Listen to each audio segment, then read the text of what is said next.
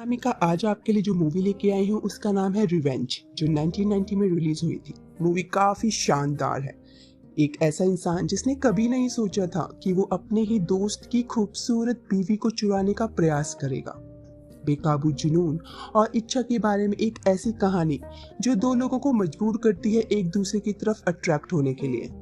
वो जानते हैं कि उन्हें अपनी भावनाएं एक तरफ रख देनी चाहिए, लेकिन वो अपनी सच्ची भावनाओं को कंट्रोल नहीं कर पाते। जे अमेरिकी नौसेना में एविएटर है। उसे एविएशन में 12 साल हो गए हैं। 12 साल बाद वो रिटायरमेंट ले रहा है। उसके सारे साथी काफी इमोशनल हो रहे हैं और जे भी। जे को उसके पुराने फ्रेंड टीबी से शॉटगन की एक जोड़ी और मैक्सिको में उसके हशिंडा में समय बिताने का इनविटेशन मिलता है। जे मैक्सिको पहुंच जाता है और रास्ते में उसे एक लड़की मिलती है। वो उससे टिबे के घर का पता पूछता है और जे को पता चलता है कि ये लड़की टिबे की वाइफ मीरिया है। टिबे के घर पहुंचकर जे को टिबे का बॉडीगार्ड सीजर मिलता है और वो उससे कहता है कि आपके रहने का इंतजाम इसी घर में कर दिया गया है, लेकिन जे वहां रहने से मना कर देता है और बताता है कि वो बीच पर जाकर रहने वाला है।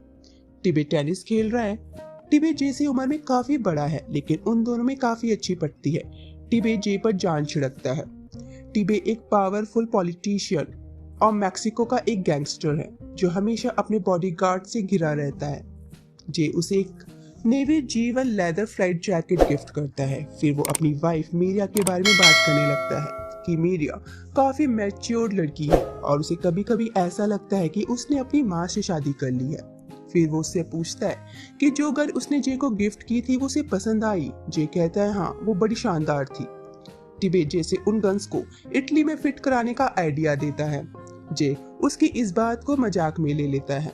मीरिया इस बात से काफी उदास है कि उसका बुढ़ा पति बच्चे नहीं चाहता, क्योंकि उसे लगता है कि प्रेगनेंसी की वजह से मीरिया की फिगर खराब हो जाएगी। अगले दिन वो सब शिकार पर जाते हैं। टिबे मीरिया को पब्लिक में स्मोकिंग करने की वजह से डांटता है और कहता है कि पब्लिक में वेश्याएं स्मोक करती हैं। टिबे जो को एक बिजनेस डिनर में इनवाइट करता है और मीरिया भी उसे आने की रिक्वेस्ट करती है, ये कहकर कि टिबे के सारे फ्रेंड्स काफी बुढ़े और बोरिंग हैं। टिबे जिसे मजाक में कहता है कि अगर उसे डिनर में कोई इंसान पसंद नहीं आया तो वो बस उसे इशारा कर दे, वो उसका काम तमाम कर देगा। डिनर के दौरान टिबे का बिजनेस पार्टनर जे के साथ मजाक करता है और जे को देखकर टिबे समझ जाता है कि वो उसके मजाक से खुश नहीं है। रात के खाने के बाद टिबे अपने बिजनेस पार्टनर के साथ एक पर्सनल मीटिंग करता है और उसी आदमी के साथ बात करता है जो जे के साथ मजाक कर रहा था। टिबे उससे कहता है कि लगता है तुम खुद को मुझे समझने की गलती कर रहे हो। क्या तुम मेरे जैसा बनना चाहते हो? तुमने मेरे ही घर आकर मेरे खास दोस्त की इंसल्ट की है। वो इस आदमी को डराने के लिए उनमें से एक को गोली मरवा देता है।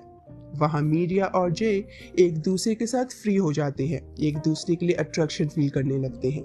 जे उससे पूछता है कि तुम टिबे से कैसे मिली। मीरिया बताती है कि वो उसकी बहन से शादी करना चाहता था, लेकिन मैं उसे पसंद आ गई। और वो ये भी क्लियर करती है कि टिबे से प्यार करती है। अगले दिन मीरिया जे के बीच हाउस में आती है और जे और उसके डॉग के साथ टाइम स्पेंड करती है। तभी बारिश होने लगती है और वो दोनों एक दूसरे को देखते हैं, लेकिन कुछ करते नहीं। मीरिया चली जाती है। टिबे का दाहिना हाथ सीजर जे के साथ पोलाइट नहीं है और जे भी जानता है कि वो दोनों एक दूसरे को पसंद नहीं करते, इसलिए वो सीजर को उससे दूर रहने को कहता है। पार्टी के दौरान टिबे डांस कर रहा होता है और जे और मीरिया चुपके से एक कमरे में आ जाते हैं। जे कमरा बंद कर देता है और फिर दोनों एक दूसरे के साथ शुरू हो जाते हैं। सीजर को उस कमरे से आवाज आती है और वो उस कमरे के डोर को खोलने की कोशिश करता है, लेकिन डोर अंदर से बंद होता है। जे और मीरिया पूरी रात एक दूसरे के साथ होते हैं।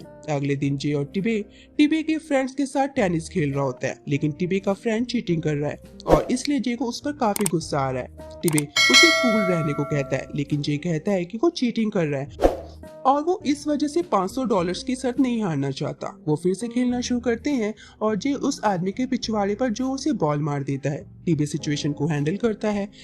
मैच खत्म होने के बाद टिबे जे से कहता है कि तुम क्या मेरे सारे फ्रेंड्स को मरवाने के इरादे से आए हो? यहाँ से हम जान सकते हैं कि टिबे जे के लिए किसी की भी जान ले सकता है। और फिर टिबे मीरिया के बारे में बात करने लगता है और बताता है कि वो एक ऐसी लड़की है जिसे इंसान अपने पास रखने के लिए किसी भी हद तक जा सकता है। ये सब सुनकर जे थोड़ा डर जाता है और अपने फ्रेंड को फोन करता है और बताता है कि वो बहुत बड़ा कांड कर चुका है, उसे टिबे की बीवी से प्यार हो गया है।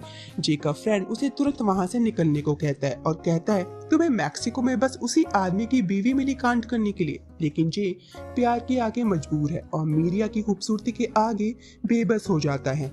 जे उसे बताता है कि वो मैक्सिको छोड़ने का प्लान कर रहा है क्योंकि उसे लगता है कि टिबे उनके अफेयर के बारे में जान जाएगा। मीरिया उसे वहां रुकने के लिए मनाती है कि वो उसके बिना नहीं रह सकती। वो मैक्सिको के ही एक कैबिन में पूरा वीकेंड एक साथ स्पेंड करने का प्लान करते हैं।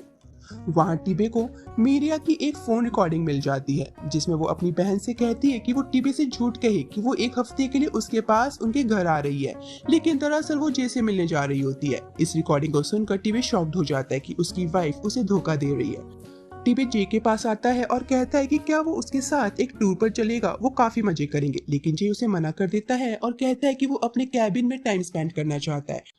टिबे उससे उसके कैबिन का एड्रेस पूछता है। टिबे का शक कंफर्म हो जाता है कि जे और उसकी वाइफ उसे धोखा दे रही है, लेकिन वो शो नहीं करता।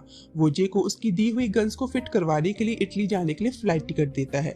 टिबे एयरपोर्ट पर मीरिया को ड्रॉप करता है। जे एयरपोर्ट के अंदर उसका इंतजार कर रहा है और वो उससे पूछता है कि क्या तुम्हारे दिमाग में कोई सेकंड थॉट है अगर वो वापस जाना चाहे, लेकिन मीरिया उसे वहीं सबके सामने किस करने को कहती है और वो कैबिन के लिए रवाना हो जाते हैं। पूरे रास्ते वो दोनों काफी इंजॉय करते हैं।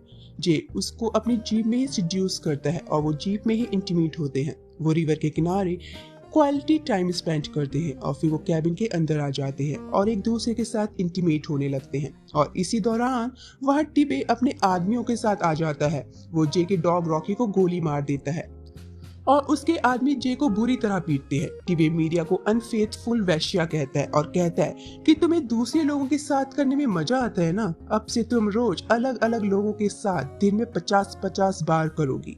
और उसका चाकू से मुंह काट देता है, आधा ग्लास को स्माइल बनाते हुए। वो कैबिन में आग लगा देते हैं और जे को मरने के लिए रेगिस्तान में फेंक देते हैं। टिबे के आदमी मीरिया को एक वेश्यालय में ले आते हैं जहां टिबी उसे एक दिन में 50 बार संभोग करने का आदेश देता है और उसे रोज ड्रग्स देने की बात करता है।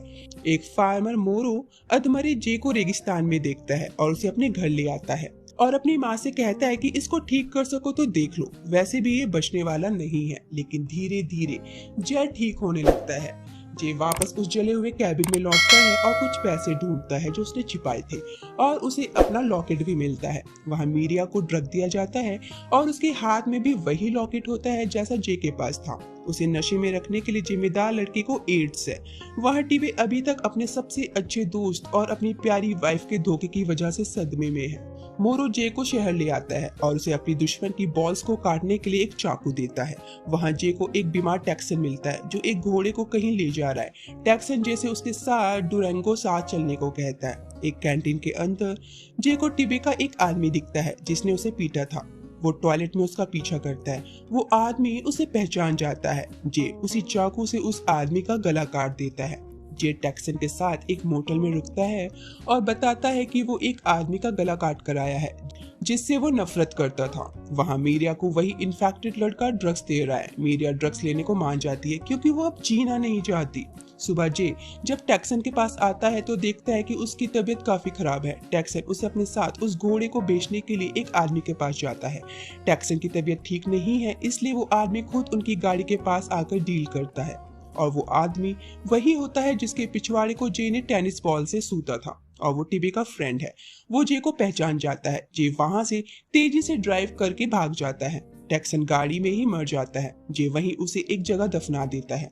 वहाँ सीजर टिबे को बताता है कि उसके आदमियों ने जे को जिंदा देखा है और सीजर टिबे से जे को दोबारा खत्म करने के लिए पूछता है। टिबे कहता है कि तुम नहीं जानते वो कहाँ है, फिर उसे कैसे मारोगे। टिबे जे में ज्यादा इंटरेस्ट नहीं लेता। एक मोटल में जे मोरो के बहनोई अमाडोर से मिलता है। अमाडोर की बहन टिबे की वाइफ थी और उसको टिबे ने मार दिया था, इसलिए वो टिबे से बदला लेना चाहता है। जे क्लब में होता है जहाँ उसे टिबे का एक और आदमी दिखता है। अमाडोर और उसके दोस्त इग्निशियो जैक की मदद करने के लिए तैयार हो जाते हैं। वो टिबे के उसी आदमी को पकड़ लेते हैं जिसने मीडिया को उस रात काफी मारा होता है। वो उन्हें बताता है कि मीडिया कहाँ मिल सकती है। जय उसी वैश्यालय में घुसता है और वहाँ की ओनर से मीडिया के बारे में पूछता है और उसे पता चलता है कि उसे कहीं और भेज दिया गया है। मैडम जय को ताना मारती है कि मीडिया कस्टमर्स के बीच काफी पॉपुलर है। तिबे के अलावा कोई नहीं जानता कि वो कहाँ है। वहां तिबे का एक आदमी मीडिया के साथ रेप करता है। मीडिया उसके चाकू से उसी को घायल कर देती है। मीडिया को एक कॉन्वर्ट धर्मशाला में छोड़ दिया जाता है क्योंकि उसकी तबीयत काफी खराब है। तिबे की सुबह की घुड़सवारी के दौरान जे, अमाडोर और इग्नेशियो तिबे और उसके बॉडीगार्ड पर नजर रखते हैं। तिबे उसी आदमी के पास आता है जिसने कई बार मीडिया के साथ रेप किया था। तिबे को पता चल जाता है कि मीडिया के साथ इस आदमी ने कई बार रेप किया है। तिबे उससे कहता है, तुम्हें पता था कि तुम किसके माल पर हाथ डाल रहे हो, लेकिन तुम्हें शायद मेरा खौफ नहीं है। तिबे का बॉडीगार्ड उस आदमी को सिर पर गोली मार देता है। वहाँ जे मीडिया के ठिकाने के बारे में पूछने के लिए तिबे का रेगिस्तान में वेट कर रहा है। अमाडोर तिबे के बॉडीगार्ड को मार देता है। जे तिबे की तरफ गन पॉइंट करता है जो तिबे ने उसे गिफ्ट की थी। तिबे भी उसकी तरफ गन पॉइंट करता है और कहता है कि शायद हम दोनों ही मरना डिजर्व करते हैं। लेकिन पहले तिबे जे को उसकी पत्नी को उससे छीनने के लिए माफी मांगने को कहता है। जे अपनी गन नीचे कर लेता है और तिबे से माफी मांगता है। तिबे उसे बता देता है कि मीडिया एक कॉन्वेंट में है। जे उसी कॉन्वेंट में जाता है जहां मीडिया एड्स से मर रही है। जे मीडिया से कहता है कि वो उससे प्यार करता है। मीडिया उसके कानों में कहती है कि वो उसे बाहर ले जाए। फिर वो उसे बाहर ले जाता है और मीडिया फिर जैसे कहती है कि वो भी उससे प्यार करती है। फिर वो उसकी बाहों में मर जाती है और उसके हाथों से वही लॉकेट गिर जाता है जो जे ने उसे दिया था। जे रोने लगता है और मूवी की एक अनहैप्पी और ट्रेजिक एंडिंग हो जाती है। और जहाँ तक मुझे लगता है इस मूवी में तिबे, जे और मीडिया तीनों ने ही अपनी लाइफ अपने हाथों से बर्बाद कर दी। तिबे मीडिया और जे से बेपनाह प्यार करता था, लेकिन उन दोनों ने तिबे के साथ विश्वासघात किया।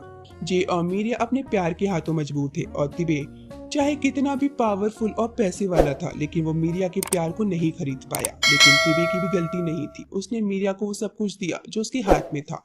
जे को किसी की बीवी के साथ अफेयर करने का कोई हक नहीं था, लेकिन जब किसी को प्यार होता है तो वो ये नहीं सोचता कि वो इंसान कौन है। प्यार अंधा होता है। ये एक दमदार कहानी है जिसमें दमदार किरदार है और चारों तरफ उम्दा अभिनय है। ये कोई डेट मूवी नहीं है और ना ही इसमें हैप्पी एंडिंग है, लेकिन ये वास्तव में वास्तविक जीवन को दर्शाती है और कैसे चीजें हमेशा अंत में या जिस तरह से हम उन्हें चाहते हैं वैसे ही खत्म नहीं होती। ये बस एक अच्छी कहानी है, ऐसा कुछ जो कई फिल्मों में देखने को नहीं मिलता। और ये मूवी एक बार आपकी आंखों में आंसू जरूर ले आएगी। ये मैं विश्वास के साथ कह सकती हूँ क्योंकि मैं भी इमोशनल हो गई थी।